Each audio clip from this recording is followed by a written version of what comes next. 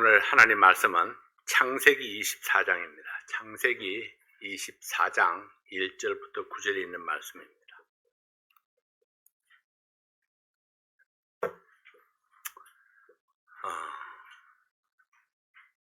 이 시간에 일어나셔서 하나님 말씀 받겠습니다. 아브라함이 나이 많아 늙었고 여호와께서 그의 범사에 복을 주셨더라. 아브라함이 자기 집 모든 소유를 맡은 늙은 종에게 이르러 청컨대 내 손을 내 환도뼈 밑에 넣어라. 내가 너로 하늘의 하나님 땅의 하나님이신 여호와를 가리켜 맹세하게 하노니 너는 나의 거하는 이 지방 가나안 족속의 딸 중에서 내 아들을 위하여 아내를 택하지 말고 내 고향 내 족속에로 가서 내 아들 이삭을 위하여 아내를 택하라.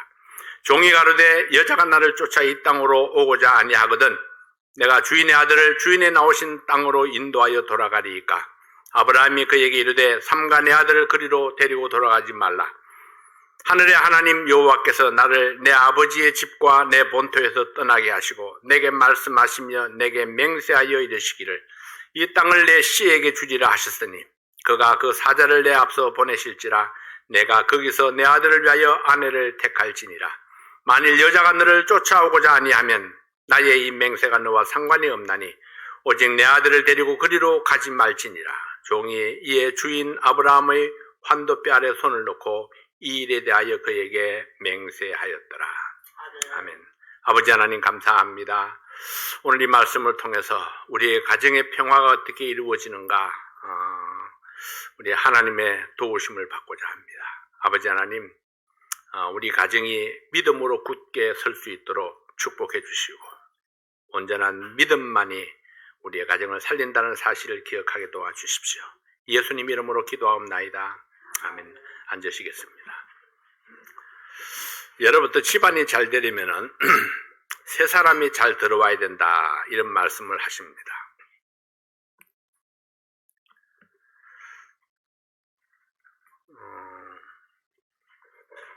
이게 제가 문제가 생겼습니다.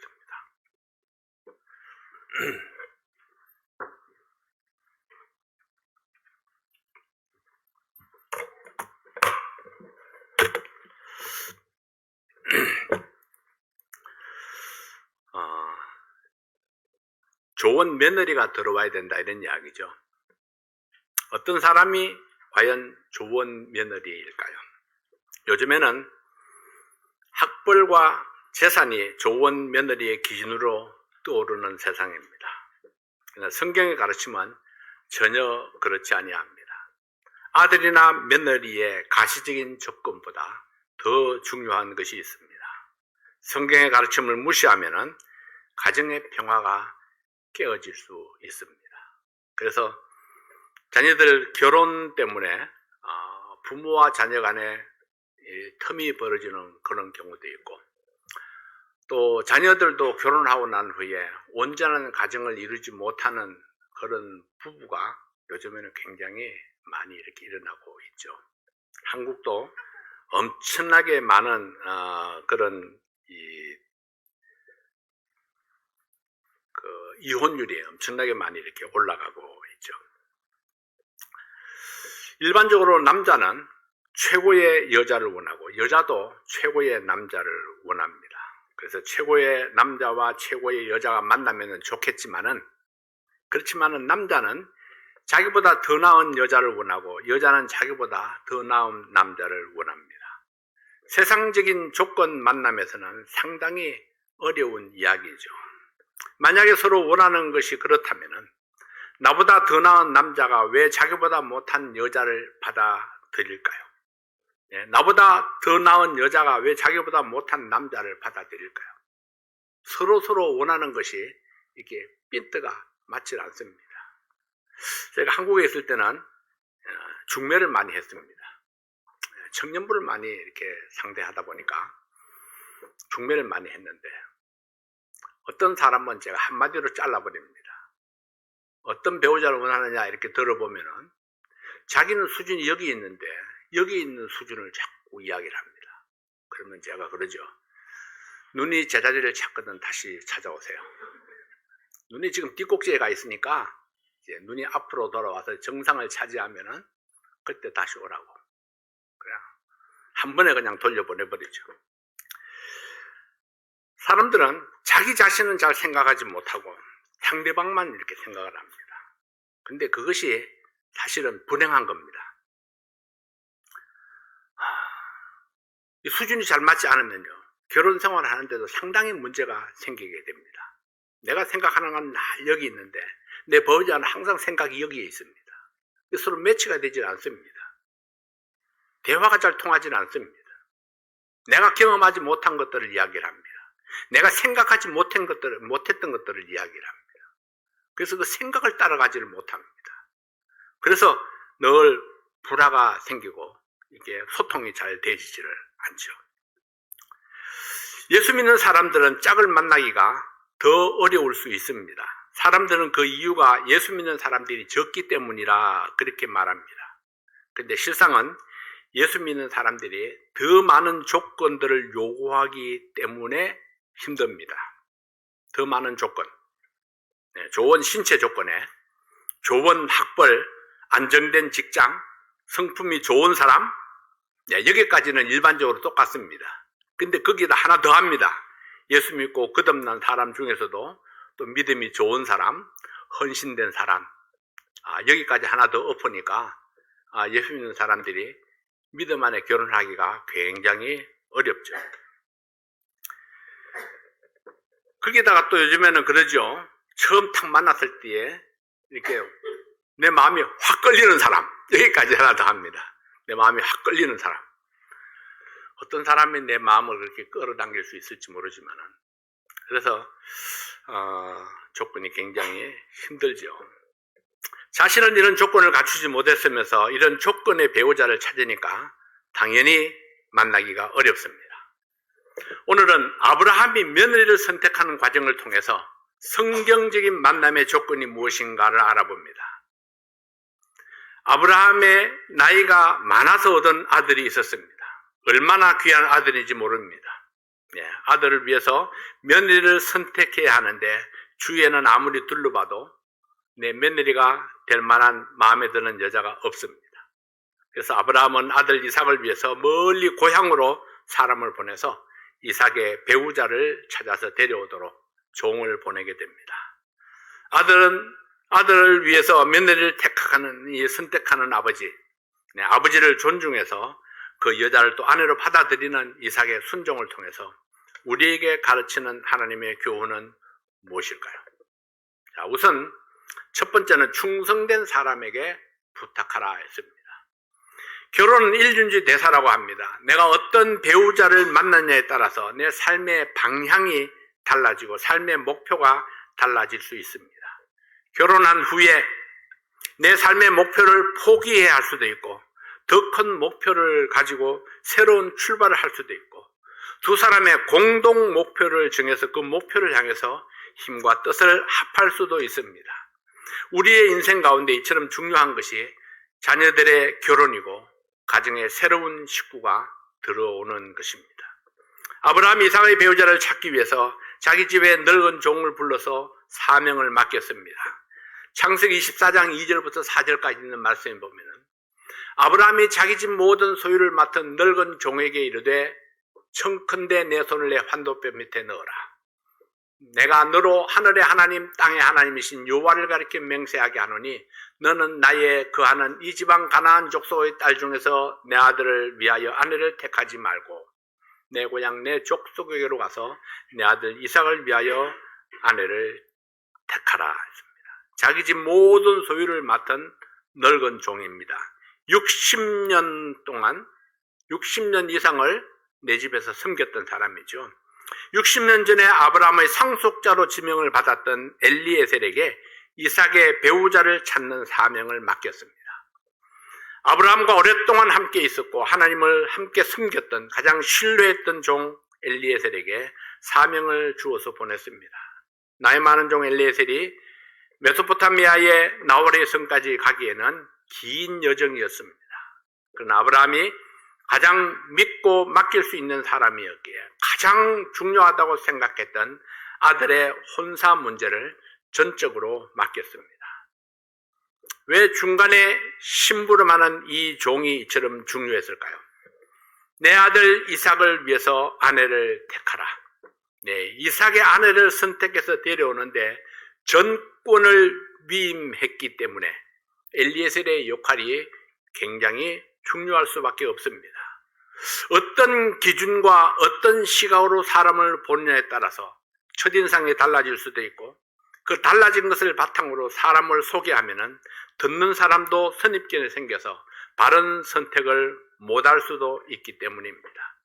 어떤 사람은 그 사람의 경제적 배경을 보고 모든 것을 높이 평가할 수도 있습니다. 또 어떤 사람은 그 사람의 학벌을 보고 모든 것을 좋게 평가할 수도 있습니다. 또 어떤 사람은 그 사람의 외모와 환경을 보고 모든 것을 좋게 평가할 수도 있습니다. 소개하는 사람이 무엇에 중점을 두느냐에 따라서 각기 자기가 중요하게 생각하는 부분을 부각해서 말할 수 있기 때문입니다. 듣는 사람은 그 부각된 부분을 보고 진실을 놓칠 수 있고 잘못된 판단을 할 수 있기 때문에 전하는 자의 마음과 메시지가 중요했습니다. 이 아브라함이 엘리에셀을 선택해서 보낸 것은 그 믿음과 충성심을 보았기 때문입니다. 오랫동안 아브라함과 함께하면서 아브라함이 원하는 아브라함의 마음이 무엇인지를 충분히 이해하는 종이었습니다. 아브라함은 신실한 종을 선택해서 사명과 함께 모든 고난을 위임했습니다. 그가 선택해서 데려오는 여자를 이삭의 배우자로 자신의 며느리로 삼겠다는 마음으로 엘리에셀에게 맹세를 시켜서 보냈습니다. 아브라함의 이러한 마음은 하나님의 마음을 닮았습니다. 성경은 교회는 무엇입니까? 거듭난 성도들을 신부로 표현했습니다. 예수 그리스도를 신랑으로 표현했습니다.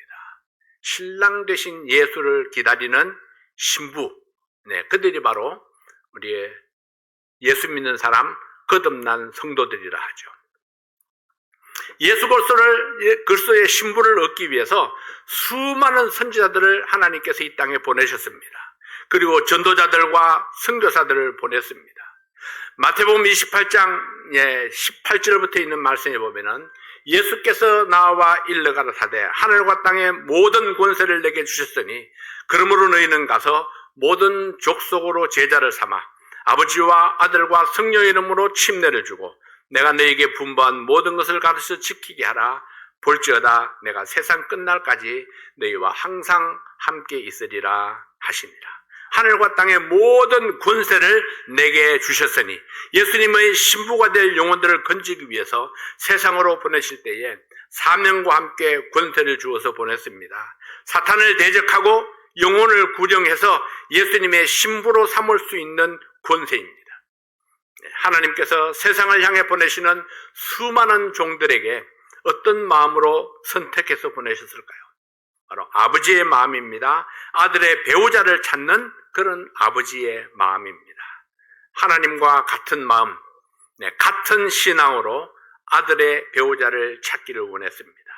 경제적 배경을 보지 아니하고 학벌보다 인물보다 어떤 조건보다도 믿음과 충성심을 따라서 성도로 부르시기를 기뻐하셨습니다. 바울이 디모데에게 목회를 가르치기 위해서 보낸 서신서 디모데 후서 2장 2절에 이렇게 말씀했습니다. 또 내가 많은 정인 앞에서 내게 들은 바를 충성된 사람들에게 부탁하라. 저희가 또 다른 사람들을 가르칠 수 있으리라. 문벌 좋은 자도 아니고 권세 있는 부자도 아니고 오직 충성된 사람들에게 부탁하라 했습니다. 충성된 사람에게 부탁하고 우리 자신들이 또한 충성된 사람이 되는 것이 주님께서 원하시는 뜻입니다. 아브라함의 아들을 위해서 며느리를 찾는 일에 충성된 일꾼을 사용한 것처럼 예수 그리스도의 신부가 될 영혼들을 찾기 위해서 신실한 일꾼을 찾을 뿐만 아니라 우리 자신들이 신실한 일꾼들이 되어야 할 것입니다.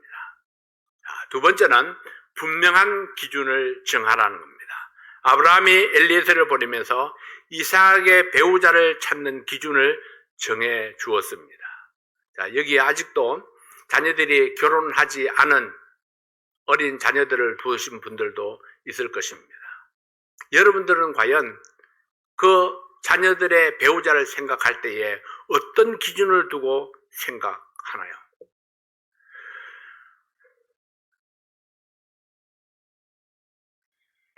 많은 사람들이 다른 사람은 실패했지만은 나는 실패하지 않을 것이라 그런 생각을 합니다. 근데 사람들의 생각이 다 비슷합니다. 거기서 거기입니다. 그래서 다른 사람이 실패했다면은 나도 실패할 수 있다는 사실을 생각해야 됩니다. 그럼 다른 사람이 성공한 가정들을 우리가 좀 보아야 됩니다. 성경은 우리에게 뭐라고 가르치는가? 적어도 예수 믿는 사람, 하나님의 도우심을 바라는 사람, 하나님의 축복을 기대하는 사람이라면은 성경의 기준을 중요하게 생각할 수 있어야 합니다.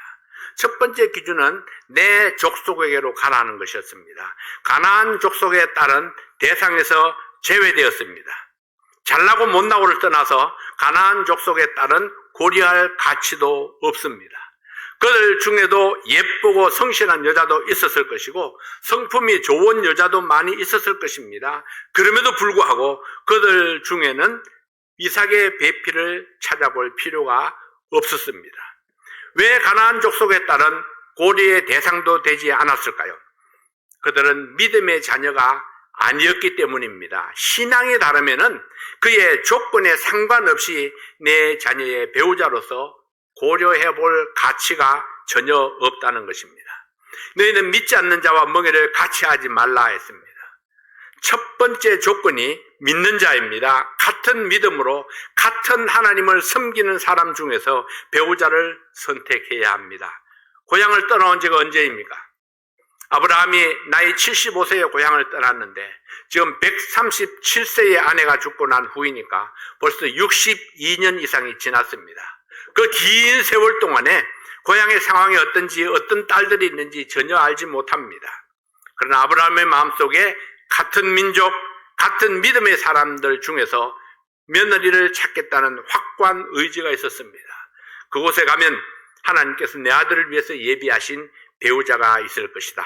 엘리에셀에게 전권을 주고 이삭을 위해서 배우자를 데려오도록 보냈습니다. 중요한 조건이 이것입니다.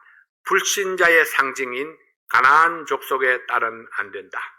믿음의 상징인 아브라함의 혈족에게 가서 기꺼이 따르고자 하는 여자를 선택해서 데리고 오라. 기꺼이 따르고자 하는 사람.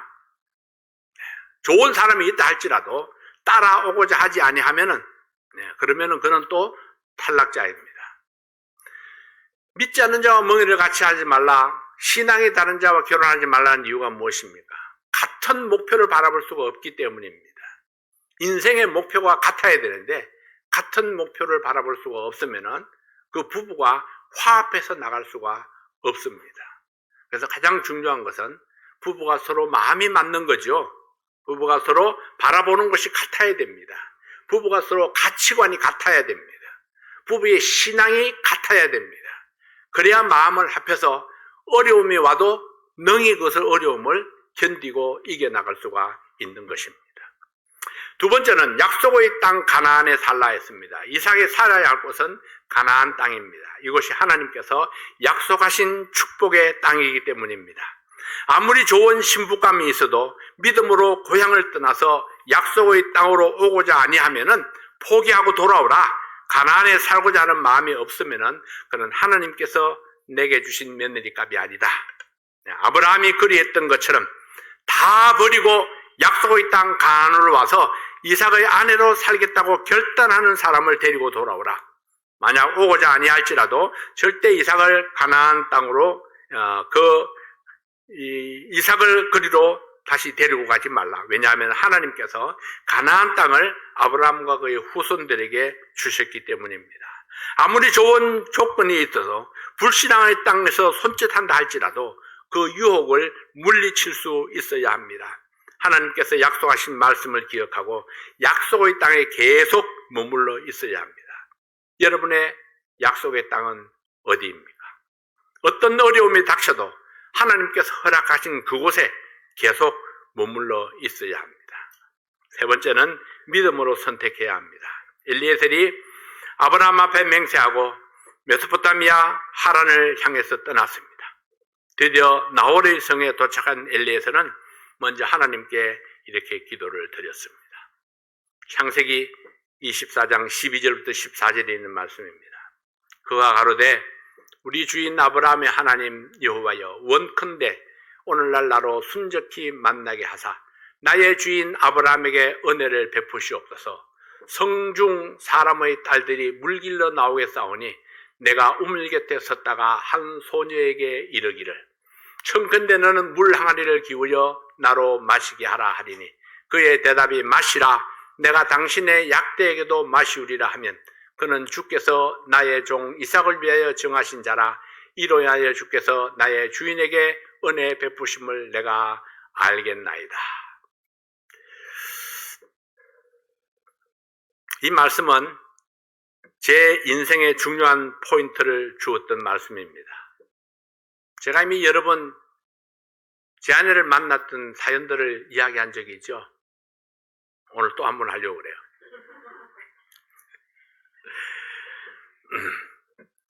왜 저런 현상이 중요하냐 하면요.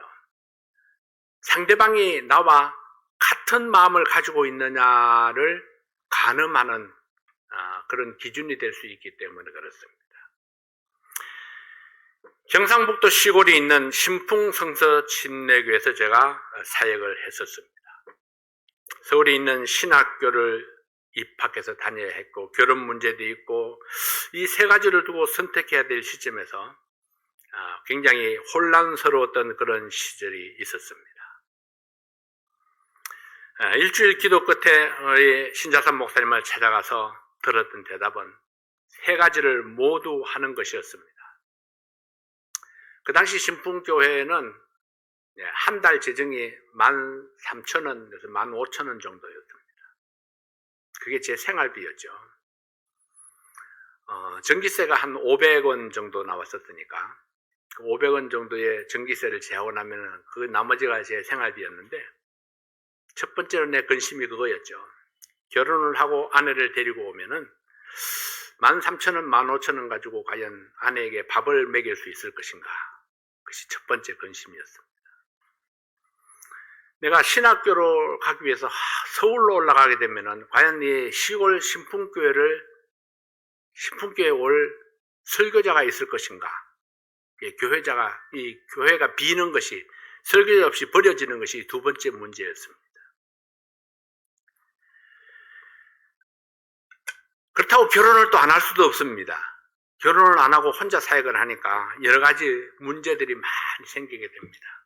그래서 결혼도 해야 되겠고 신학교도 가야 되겠고 교회도 지켜야 되겠는데 이 세 가지 중에 어느 한 가지도 좀 가능성이 보이지 않습니다. 그래서 미루다가 이래서는 안 되겠다 해서 제가 일주일 동안 기도를 하고 목사님을 찾아가서 가기 전에 제가 그렇게 기도했죠. 목사님에서 나오는 첫 마디가 하나님께서 내게 주신 응답으로 알겠습니다. 그렇게 하고 갔는데 들어가서 탁 만나자마자 변형제 결혼해야지. 교회는 어떡하고요? 교회는 지켜야지. 그럼 신학교는요? 신학교도 가야지. 세 가지를 다 하라는 거였습니다.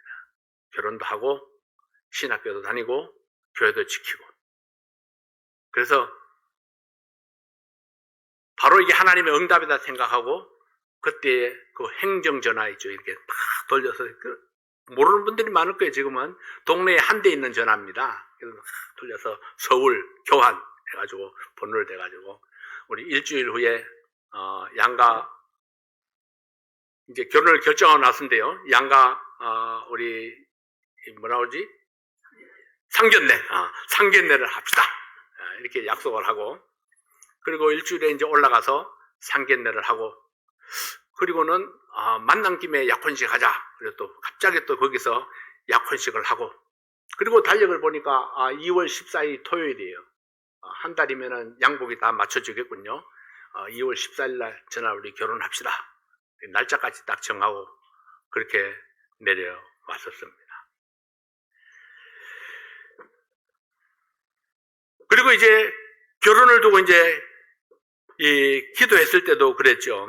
내가 어떤 자매가 나의 아내로 적당할까 그렇게 기도하면서 기도 제목들을 이렇게 쭉 늘어놓고 내가 기도했었는데 이제 제 아내를 처음 만났을 때 내가 그 기도 제목들을 쭉 이야기하고 뭐 결정하는데 2시간밖에 안 걸렸어요.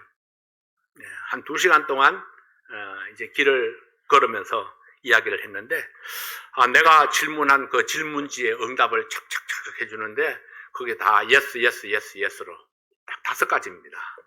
5가지의 예스를 받고는 우리 결혼합시다 이렇게 결정을 했습니다.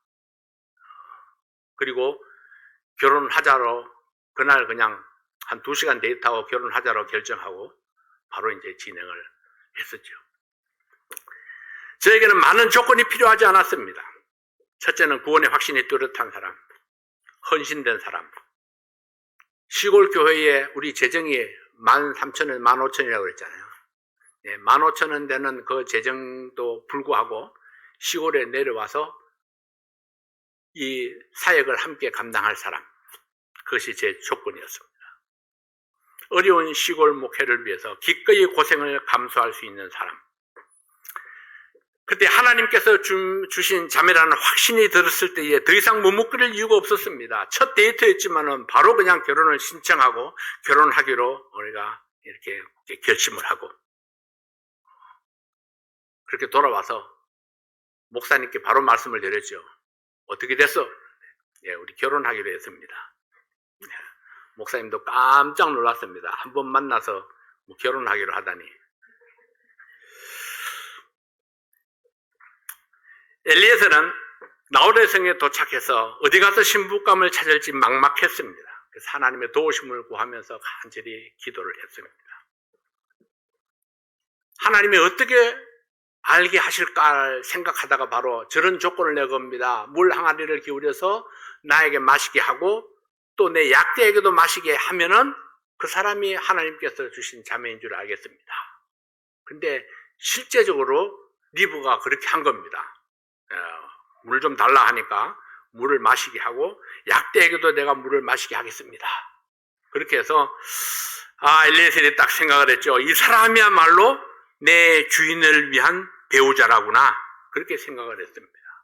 신부의 외모를 보지 아니했습니다. 신부의 어떤 조건을 보지 아니합니다. 다만 하나님께서 정하신 자가 누구인지 알기를 원했습니다. 아브라함을 위해서 며느리로 준비한 여인을 만나게 해주십시오. 기도한 대로 물을 청했는데 약대를 위해서도 물을 길어주는 여자를 만났던 겁니다. 더 자세히 알기 위해서 선물을 주면서 신상을 물어보고 잠잘 곳이 있는 것이 물었는데 바로 아브라함의 동생 나홀의 손녀딸이었습니다. 엘리에셀은 리브가가 하나님께서 예비하신 이삭의 배필인지 알기 위해서 자신의 온 목적을 이제 털어놓았습니다. 아브라함 가정에 주신 하나님의 축복들과 아들 이삭을 위해서 아브라함에게 받은 사명과 하나님께 드린 기도와 또 리브가를 통해서 응답하신 것들을 자세히 이야기를 했습니다. 엘리에셀의 이야기를 들은 리브가는 기꺼이 이삭의 아내가 되기로 결단했습니다. 바로 그 자리에서 보통 우리 사귀어 봅시다.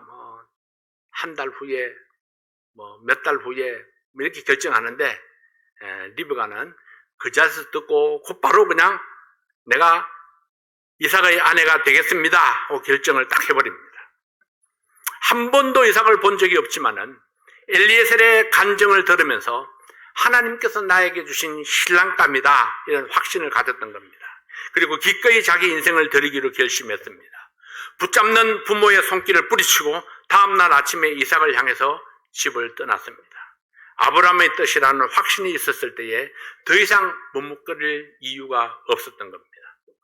이삭은 한 번도 만난 일이 없는 리브가였지만은 아버지의 뜻을 따라 사명감을 가지고 떠난 엘리에셀이 하나님의 뜻이라고 믿고 데려온 리브가를 보고 기쁨으로 영접했습니다. 저 여자가 바로 하나님께서 나를 위해서 준비하신 신부감이로구나. 처음 만남이었지만은 그런 기꺼이 자기의 아내로 맞아 데렸던 것을 보게 됩니다. 여러분, 이삭은 조건이 없었을까요? 이삭은 좋아하는 여자의 형태가 없었을까요? 그러나 이삭의 조건은 하나님의 뜻에 순종하는 것이었습니다. 리브가를 보면서 하나님의 뜻이라고 믿었기 때문에 기꺼이 아내로 맞아들이고 사랑했습니다. 아브라함이 며느리를 결정하는 조건이 무엇이었습니까? 가나안 족속이 아닌 내 민족의 딸 중에서 하나님께서 이삭을 위해서 예비한 사람, 기꺼이 약속의 땅 가나안으로 따라오는 여인, 이것이 바로 아브라함이 생각했던 조건이었습니다. 이삭의 아내를 맞이한 조건은 무엇이었습니까? 하나님의 뜻에 순종해서 이삭을 남편으로 섬기기로 작정하고 약속의 땅으로 들어온 사람.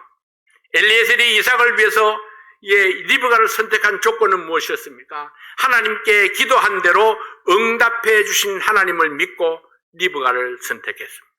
하나님께서 예수님의 신부를 선택하실 때에도 조건은 같았습니다. 하나님께 선지자나 전도자를 통해서 주신 말씀을 듣고 회개하고 주님께로 나와서 주님을 영접한 사람, 자기가 살던 곳을 떠나서 주님께서 기뻐하시는 약속의 말씀을 따라서 분리되어져 나온 사람, 그 사람이 바로 예수님의 신부로 삼았습니다. 따라오지 아니하면 어떤 조건도 용납되지 아니합니다. 이전까지 살던 곳을 미련 없이 떠나왔던 리브가처럼 우리는 이전까지 살아왔던 불신앙의 세상을 떠나서 하나님의 말씀을 믿고 예수님을 주님으로 영접했습니다. 예수님을 신랑으로 삼고 신부로서의 삶을 시작했습니다. 리브가의 생애 속에 그의 남편을 향한 그 믿음, 그 마음이 한 번도 흔들린 적이 없습니다. 하나님께서 맺어주신 그 짝은 언제나 사랑으로 가득한 그런 모습이었습니다. 물론 이삭의 목숨이 두려워서 흔들린 적이 있습니다. 거짓말을 한 적이 있죠. 그러나 그때마다 하나님께서 이삭의 믿음을 일깨워 주십니다. 그리고 하나님께서 그 가정을 지켜주셨습니다. 하나님의 뜻을 따라 결혼한 그 가정은 하나님께서 지키시고 하나님께서 인도해 가셨는데 행복하고 평안한 그런 가정으로 인도해 가셨다는 것입니다. 가정의 평화를 위하여 이런 제목으로 오늘 말씀을 드리는데요. 가정의 평화는 어디에서 오느냐? 하나님의 뜻을 따라가는 곳에서 오게 됩니다. 아내도 하나님의 뜻을 따르고 남편도 하나님의 뜻을 따라서 두 사람이 같이 하나님의 뜻을 따라 순종할 때에 같은 목표를 바라보고 같은 길을 걸어가게 되어서 평화로운 그런 가정을 이루어갈 수 있을 줄로 믿습니다. 하나님께서 원하시는 곳에서 믿음과 성실함으로 하나님을 섬기고 주님께서 주신 사명을 위해서 살아가는 그런 성도들이 되시기를 원합니다. 하나님의 뜻에 순복하면은 그곳이 가정이든 교회이든 평화가 있고 기쁨이 있고 행복이 있습니다. 가정의 평화, 교회의 평화는 믿음으로 순종하는 성도들을 통해서 하나님께서 베푸시는 축복인 줄로 믿습니다. 여러분들은 어디에 살고 있습니까? 하나님께서 원하시는 곳에 부름받은 그곳에서 믿음으로 살고 있습니까? 여기에 어디라는 것은요, 교회 안에 믿음 안에 있느냐를 묻는 것입니다. 여전히 하나님께서 원하시는 그곳에서 하나님께서 원하시는 삶을 살고 있느냐 하는 것입니다.